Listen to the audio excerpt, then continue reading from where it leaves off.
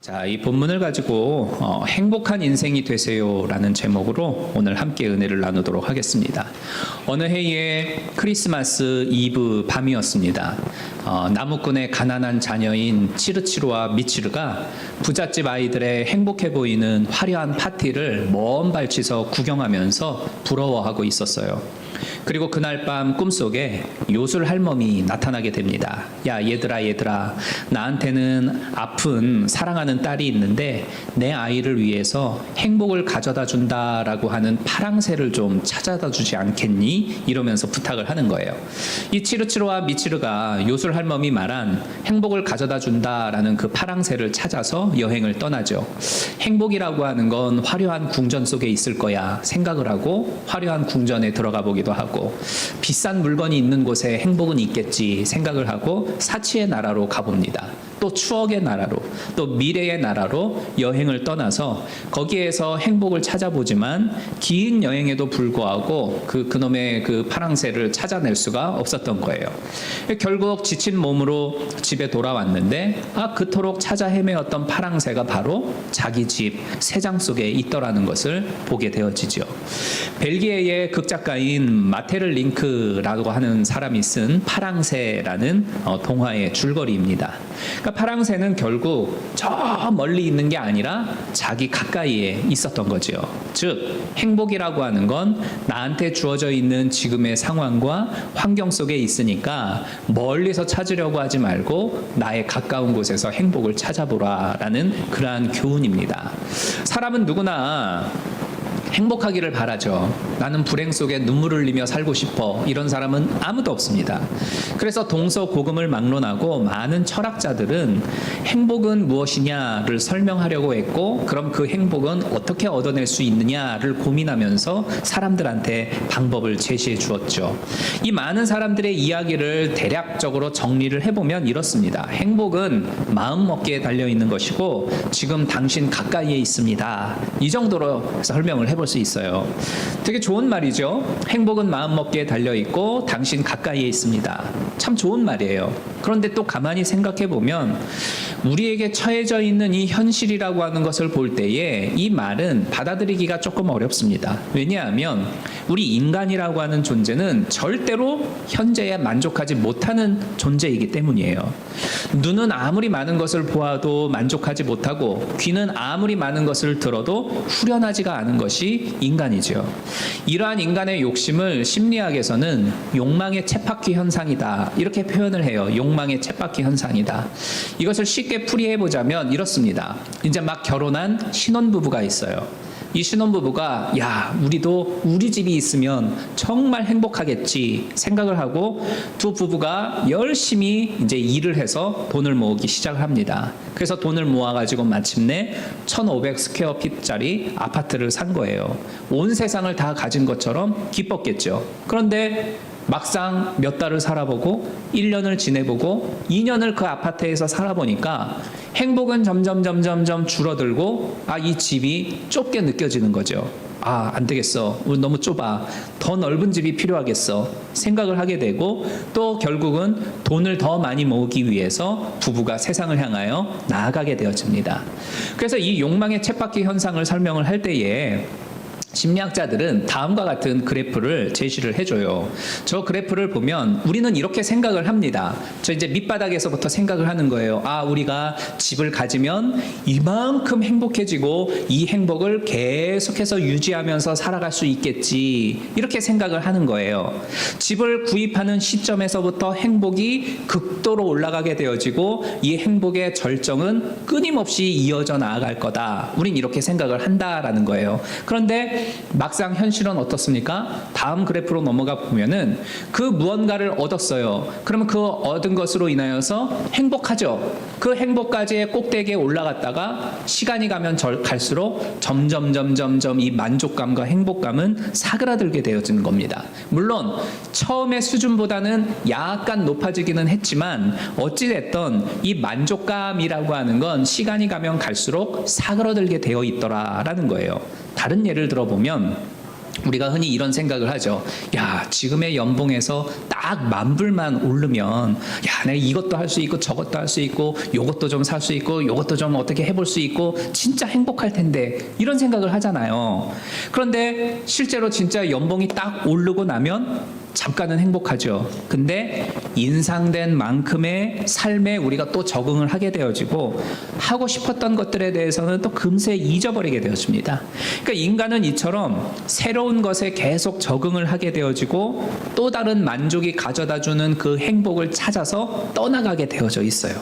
그래서 이 욕망의 쳇바퀴 현상이라고 하는 건 더 많은 것, 더 좋은 것을 찾아서 끊임없이 나아가지만 실제로 그거를 얻었을 때에는 거기에 우리가 만족하지를 못하고 더 강력한 어떤 자극을 찾기 위해서 뛰쳐나가더라라는 겁니다. 그래서 결국은 어떻게 되느냐, 뭘 줘도 우리는 만족하지 못하고 새로운 것을 찾아 세상에 나아가서 계속 이렇게 맴 돈다는 거예요. 그러니까 이처럼 우리 사람이라고 하는 존재는 현재의 상태에 만족을 하지 못하고 끊임없이 무언 새로운 그 욕망을 추구하는 그러한 모습을 우리는 취하고 있습니다. 그렇기 때문에 이 파랑새의 동화라든지 뭐 그 역사 속에 그 지혜로운 사람들이 말하는 행복은 마음먹기에 달려있고 당신 가까이에 있으니 거기서 찾아보십시오, 이런 이야기는 되게 진부한 것처럼 들릴 수밖에 없습니다. 그렇지만 언제나 그렇듯이 이 진리라고 하는 것은 어디에 있냐? 우리 일상생활에 존재하고 있는 거거든요. 되게 뻔하고 진부한 것처럼 보인다 하더라도 그 뻔하고 진부함 속에 보배가 있고 정말 중요한 진리가 숨겨져 있잖아요. 그렇기 때문에 우리 인간은 어쩔 수 없이 밑빠진 독에 물 붓는 것 같은 욕망을 가진 존재이기는 하지만 그럼에도 불구하고 살아가고 있는 일상 속에서의 행복을 찾아낼 필요가 있더라라는 겁니다. 우리 그리스도인들이 착각하고 있는 것 가운데에 한 가지가 있는데, 그건 뭐냐면 우리 구원받은 하나님의 사람들은 세상적인 욕망을 가지고 살아서는 안 돼, 그거는 죄고 그거는 악한 거야, 이렇게 생각하면서 살아가는 잘못된 모습이 있어요. 근데 이게 그 욕망을 가졌다라는 게 사실은 잘못이 아닙니다. 진짜 잘못은 뭐냐면 그 욕망 때문에 예수 그리스도를 버리고 세상 속에 들어가 죄 가운데 빠져 사는 게 문제인 거예요. 그러니까는 사실 나한테도 이러한 무언가 더 가지고 싶고 누리고 싶고 더 좋은 것을 추구하고자 하는 욕망이 있구나라고 하는 것을 우리가 스스로 인정하고 이것들을 다스리되 이 욕망으로 인하여서 하나님 앞에 죄 짓지 않도록 나를 잘 관리하는 게 진정한 그리스도인이 가지고 있어야 할 모습인 겁니다. 자, 그러면 행복이라고 하는 건 그럼 도대체 어디에서 오느냐? 오늘 봉독한 이 전도서의 저자인 솔로몬이 이 해답을 우리에게 똑똑하게 가르쳐주고 있어요. 여러분이 잘 알고 계시다시피 이 솔로몬이라고 하는 존재는 온갖 부귀와 명예를 다 누려봤던 이스라엘의 대표적인 왕이죠. 그리고 전무후무한 지혜를 가지고 있는 그러한 사람이었습니다. 이 솔로몬은 그 아버지 다윗으로부터 엄청나게 많은 재산을 유산으로 남겨받았어요. 역대상 22장 14절에 보면 다윗이 이 아들에게 물려준 그 재산의 규모를 설명을 해주고 있는데, 금 10만 달란트와 은 100만 달란트와 구리와 철은 그 무게를 잴 수 없을 만큼 수도 없이 많았다라고 설명을 하고 있어요. 이 솔로몬에게 물려주었던 그 재산을 오늘날의 돈으로 환산을 시켜보면 3천억 달러 정도 된다고 합니다. 3천억 달러라고 하니까 감이 별로 오지를 않죠. 지금 현재 2023년 세계에서 제일 부자가 누군지 아십니까? 그 루이비통하고 그 티파니 그 브랜드 최고 그 명품 브랜드의 그 소유자인 베르나르라고 하는 그 분이 세계 1위인데 이분의 재산이 얼마냐면 1862억 달러예요. 1862억 달러. 그 2등이 누군지 아십니까? 우리가 잘 아는 유명한 테슬라의 주인공 일론 머스크. 2등인데 1800억 달러예요. 근데 그래봤자 3천억 불의 솔로몬에 비하면 이 껌껌이죠. 그죠? 껌값이에요. 게다가 이 오늘날의 세계 제일의 부자라고 하는 분들의 이 재산을 따져보면 캐시나 어떤 그 현물이 아니라 대부분은 주식이에요. 그죠? 주식이에요. 근데 이 솔로몬의 재산이라고 하는 건 현물이거든요. 금과 은, 동.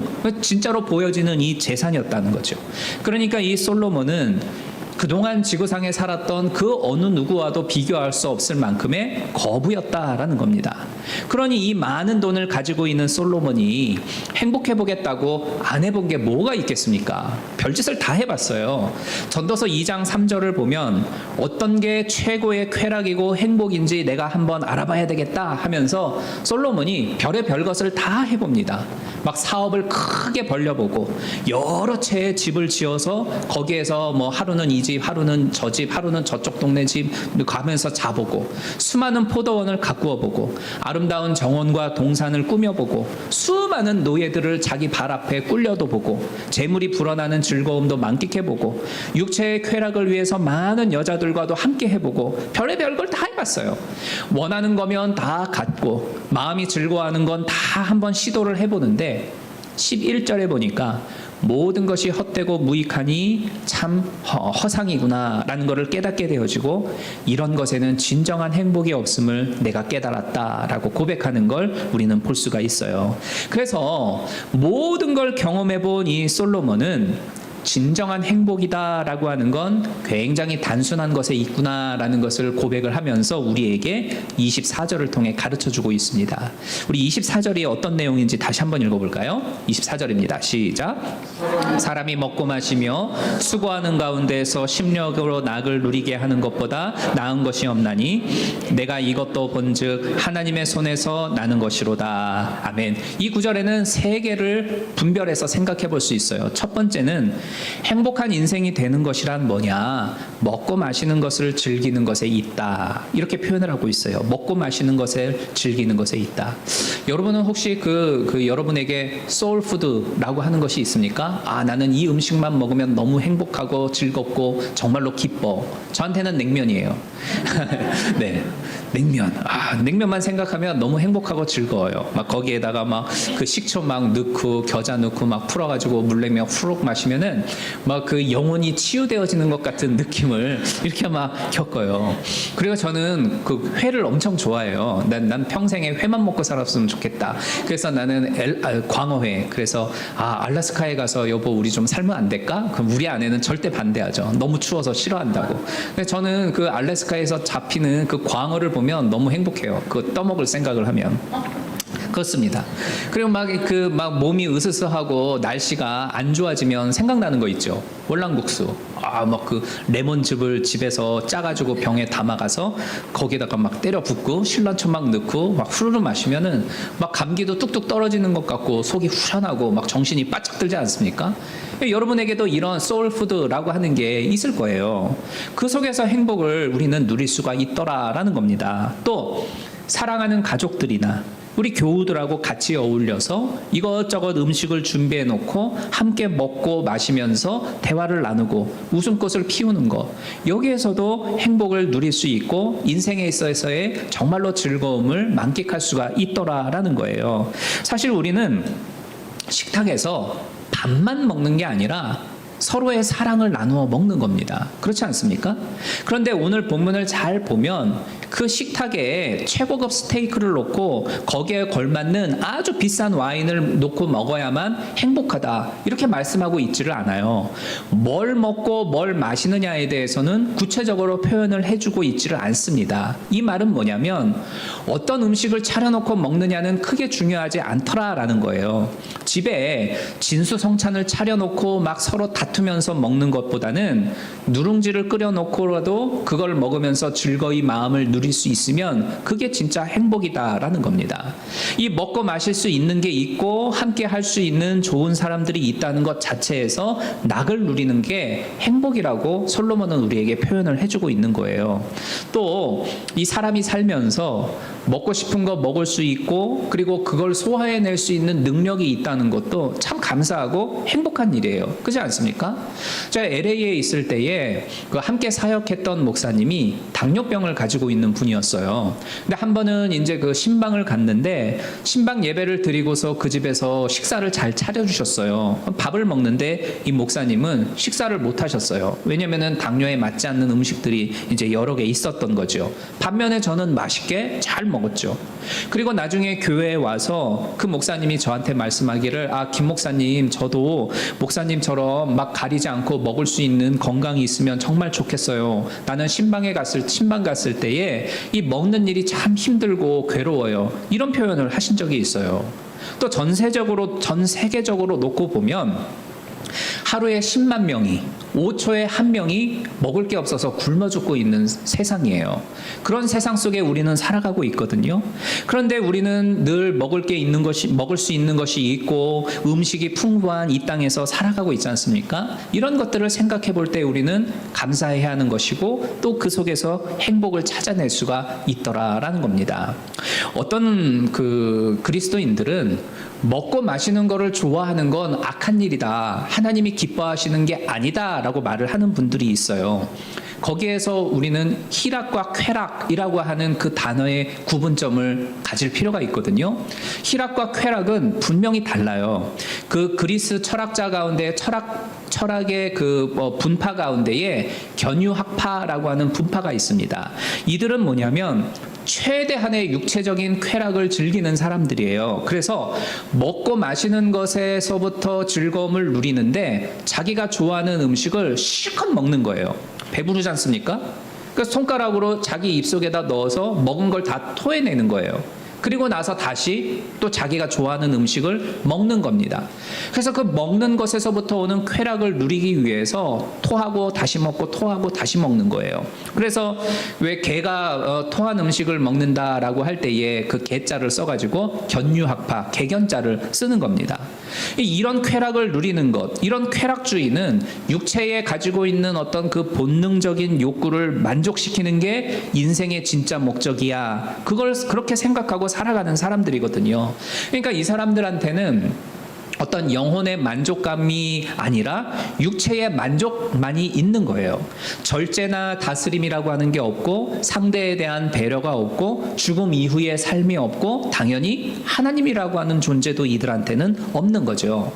따라서 먹고 마시는 게 악한 것이다 라고 생각하는 사람들은 보통 어떤 성경 구절을 들이미냐면은 고린도전서 10장 31절에서 무엇이든지 먹고 마실 때에 하나님의 영광을 위해서 하라라고 하지 않았습니까? 또 세상의 마지막 때의 사람들은 먹고 마시는 일에 취한다고 하지 않았습니까? 그러니 먹고 마시는 것을 즐거워하는 것은 나쁜 겁니다. 이렇게 말을 하는 분들이 있어요. 근데 이거는 틀린 말이에요. 왜냐하면 먹고 마시는 걸 인생의 목적으로 두지 말라라는 거지 그것을 즐기지 말라라는 말은 결코 아니거든요. 그것 자체가 악하다라고 성경은 말씀하고 있는 게 아니에요. 반면에 희락이라고 하는 건 즐거움입니다. 우리가 무언가를 할 때에 즐거움을 누리지 않습니까? 저는 낚시를 할 때에 즐거움을 느껴요. 어떤 분은 자기가 좋아하는 운동을 할 때에 즐거움을 느낄 거고 여행을 가면은 거기서 행복을 느낄 수 있고 재미있는 영화나 코미디를 보면서 웃을 수 있고 성도들과 모여서 함께 이야기를 나누면서 웃고 떠들 수 있고 이게 다 희락이에요. 근데 이 희락은 하나님이 주시는 즐거움이에요. 이건 결코 나쁜 게 아니다라는 겁니다. 왜냐하면 이 희락이라고 하는 건 하나님을 경외하는 믿음에서부터 전제되어져서 이루어지는 거기 때문입니다. 그러니까 모든 게 하나님에게서부터 왔다라는 걸 인정하면서 하나님이 주시는 것들 속에서 우리가 기쁨을 찾고 행복함을 누리면서 살아가는 게 이게 진정한 희락이에요. 그렇기 때문에 희락에는 절제가 있죠. 막 먹고 마시는 즐거움을 하나님이 우리에게 주셨다라고 해서 사실은 모든 게 다 가능한 것은 아닙니다. 육체와 영혼을 파괴하는 음식들도 존재하지 않습니까? 술이라든지 담배라든지 기호식품이라고 불리우는 것들, 마약이라든지 육체의 건강을 피폐하게 만들고 정신을 해치는 여러 가지 많은 것들이 있는데 그런 것들은 금해야 되죠. 이러한 것들은 쾌락이지 하나님이 주시는 희락이 결코 아닙니다. 구약 성경을 보면 이스라엘 백성들은 제사를 드리고 난 이후에 항상 파티를 했어요. 파티에는 뭐가 있습니까? 맛있는 음식이 있고 노래가 있고 춤이 있잖아요. 즐겼단 말이죠. 예수님의 별명이 뭔지 아십니까? 예수님의 별명은 먹고 마시기를 즐겨하는 자였습니다. 그러니까 예수님은 그처럼 사람들과 함께 모여서 먹고 마시면서 즐거운 이야기를 하는 것을 좋아하셨던 주님이었어요. 부활하신 예수님이 바닷가에서 물고기 잡는 제자들에게 찾아가시지 않습니까? 제자들에게 하셨던 말씀이 야 우리 지금부터 금식 기도하자. 우리 니네 쫄쫄 굶어. 이렇게 하시지 않았어요. 만났을 때에 불을 피워 숯불을 만들고 그 숯불에다가 떡과 물고기를 구워서 아침상을 차려놓고 제자들하고 함께 먹으면서 마시는 일이었거든요. 그리고 전도서 3장 13절에 보면 사람마다 먹고 마시면서 즐거움을 누리는 것이 하나님이 주신 선물이다. 이렇게 설명하고 있는 걸 볼 수가 있어요. 그러니 우리가 먹고 마시면서 그 안에서 즐거움을 누리는 건 그건 하나님이 주신 행복이다라는 거죠. 또 그렇게 우리가 소화시켜낼 수 있고 그리고 건강함을 유지할 수 있는 것 또한 하나님이 주시는 감사함이고 행복함이다라는 겁니다.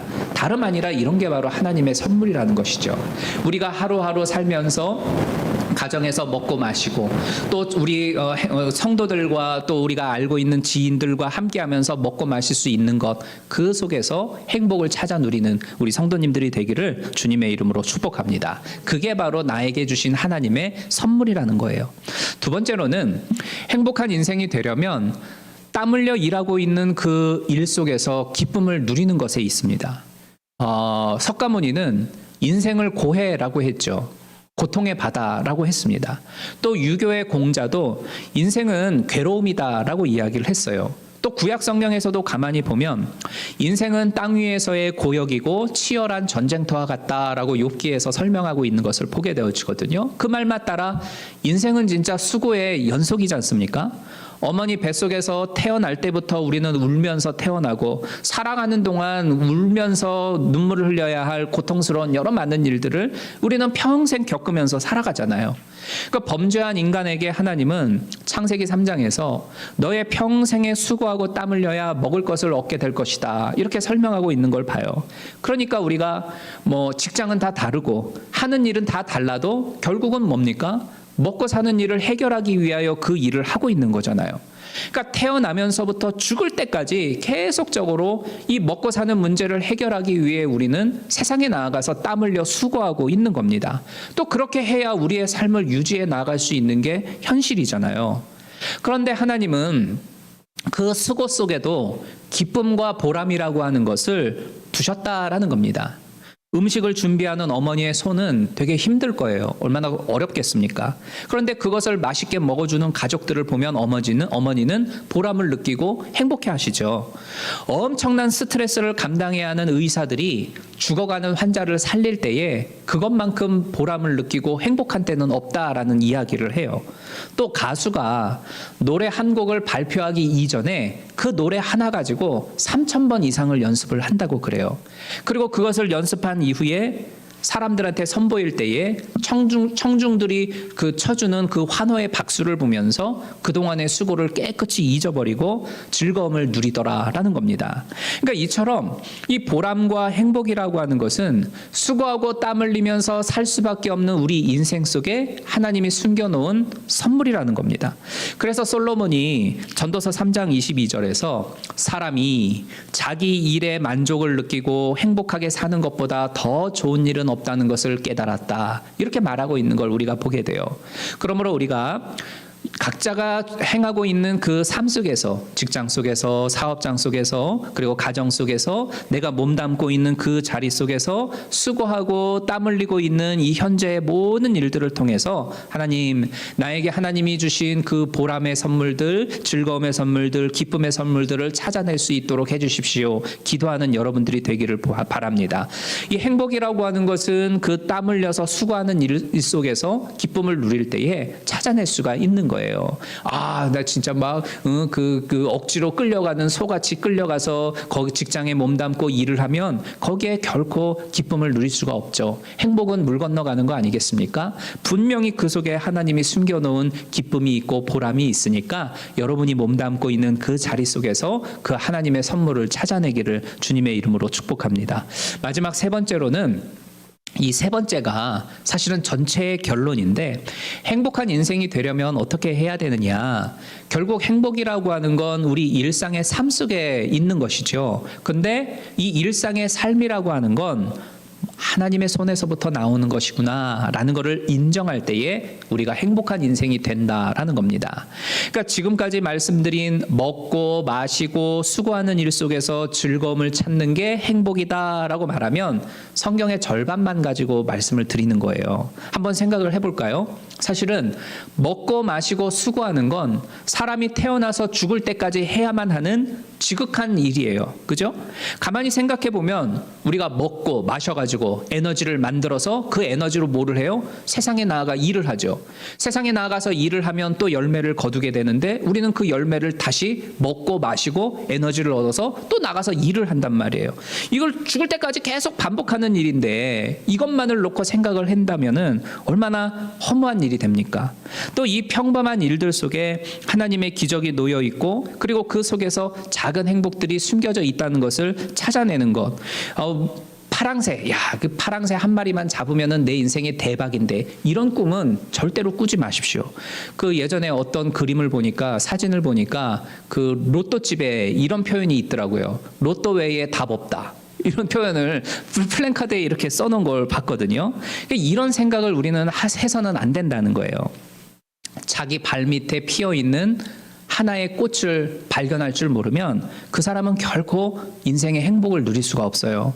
또 먹고 마시고 수고하는 이 모든 것이 다 어디에서부터 오냐? 하나님의 손에서 온다라고 했습니다. 내가 먹고 마시는 그것들, 내가 하얀 쌀밥에 김치만 넣고 물만 마시면서 살아가고 있든지 아니면 스테이크를 썰면서 최고급 와인을 마시면서 살아가든지 내가 사회적으로 인정받는 좋은 직업을 가지고 살아가든지 아니면 그렇지 않던지 간에 나에게 주어져 있는 이 모든 것들은 다 어디에서부터 온 것이다? 하나님의 손에서부터 온 것이다. 이것을 생각하고 이것을 깨닫고 살아가라라는 겁니다. 그것을 깨닫고 살아갈 때에 행복할 수가 있다는 거예요. 왜냐? 그렇지 않으면 내가 너무 못나가지고 지금 이렇게 고통당하는 거야. 내가 남편 잘못 만나서 그러고 못된 마누라랑 내가 결혼해가지고 이렇게 불행한 거야. 부모가 남겨준 재산이 없어서 우리가 이렇게 힘들어. 내가 못 배워서 그래. 나는 뭐 박사학위가 없어서 지금처럼 이렇게 고통당하는 거야. 끊임없는 자괴감과 낮은 자아의식으로 불행에 빠져서 살아갈 수밖에 없게 되어져요. 아니면 반대로 자기가 다 이룬 것이라고 생각한다라고 하면 내가 능력이 출중해서 내가 똑똑해서 내가 많이 배워서 내가 열심히 살아온 턱에 이렇게 좋은 것들을 누려라고 하면 그 사람은 교만에 빠질 수밖에 없게 되죠. 아나무인의 인간이 되고 말고 이 또한 온전한 행복을 누릴 수가 없는 사람이 되고 맙니다. 사랑하는 여러분, 하나님의 손에 난다라고 하는 건 내가 가지고 있는 이 모든 것이 하나님이 주신 선물이다라는 것을 인정하고 고백한다라는 거예요. 그게 많든지 적든지 간에 크든지 작은 것이든지 간에 이것이 하나님이 나에게 주신 열매이고 선물이구나라는 것을 깨닫고 그것을 즐겁게 기쁨으로 그리고 감사함으로 받아들이는 게 바로 복된 인생이 되는 거고 행복한 인생이 될 수 있는 비결이 된다라는 겁니다. 그러면 이렇게 생각해 볼 수도 있겠죠. 아니 지금 나한테 주어져 있는 것만 생각하고 감사하면 그 사람은 발전함이 없지 않겠어? 퇴보만 있지 않는가? 이렇게 생각할 수가 있겠죠. 그런데 이런 말이 있어요. 알기만 하는 사람은 좋아하는 사람만 못하고 좋아하는 사람은 즐기는 사람보다 못하다. 이런 표현이 있어요. 또 천재는 노력하는 사람을 이길 수 없고 노력하는 사람은 즐기는 자를 이길 수 없다. 이런 표현을 하잖아요. 그러니까 현재의 나에게 있는 것이 하나님이 주신 선물임을 인정하고 그것을 즐기면서 감사하는 그 사람한테는 새로운 힘과 능력을 하나님이 주시더라라는 겁니다. 새로운 미래를 창조할 수 있는 큰 원동력을 하나님이 새롭게 주신다라는 거예요. 우리 사랑하는 성도 여러분, 정말 행복한 인생이 되시기를 주님의 이름으로 축복합니다. 그러면 그 행복은 어디서 찾아낼 수 있냐? 내가 늘상 먹고 마시는 그것에서부터, 그리고 내가 몸담고 일하고 있는 바로 그 자리에서 나에게 주어져 있는 평범한 삶 속에서 찾아낼 수가 있어요. 그리고 그 모든 것이 하나님이 나에게 주신 것이구나라고 인정을 할 때에 그 속에서 또한 새로운 기쁨을 누릴 수가 있는 겁니다. 그것이 가능할 때에 보다 더 나은 우리의 미래를 창조해 나아갈 수가 있는 거예요. 우리 모든 성도님들이 정말로 날마다 그 행복함을 누리고 하나님이 주시는 그 행복의 선물들을 찾아서 늘 기쁨 가운데 살아가기를 주님의 이름으로 축복합니다.